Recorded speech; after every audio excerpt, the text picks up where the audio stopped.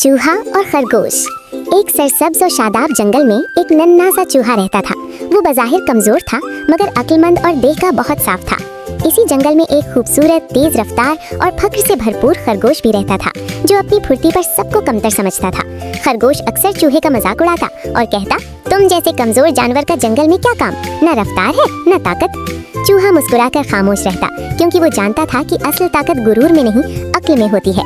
एक दिन जंगल में खतरे की घंटी बजी। शिकारियों ने जाल बिछा दिए।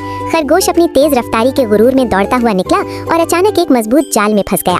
जितना ज्यादा वो फड़फड़ाता उतना ही जाल मजबूत होता गया। खरगोश घबरा गया, आंखों में आंसू आ गए। इसी लम्हे वही नन्हा चूहा आहिस्ता आहिस्ता वहाँ पहुँचा।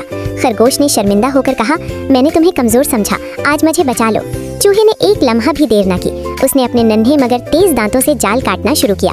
कुछ ही देर में जाल टूट गया और खरगोश आजाद हो गया। खरगोश की आंखें झुक गईं। वो बोला, आज मैंने सीख लिया कि ताकत जिस्म में नहीं किरदार में होती है। इस दिन के बाद खरगोश ने कभी किसी को कमतर न समझा और चूहा जंगल में अक्ल और आजिज़ी की मिसाल बन गया। सबक, जो दूसरों को हकीर समझता है वक्त उसे आजिज़ी सिखा देता है। अक्ल, नियत और मदद का जज्बा हर ताकत से बड़ा होता है।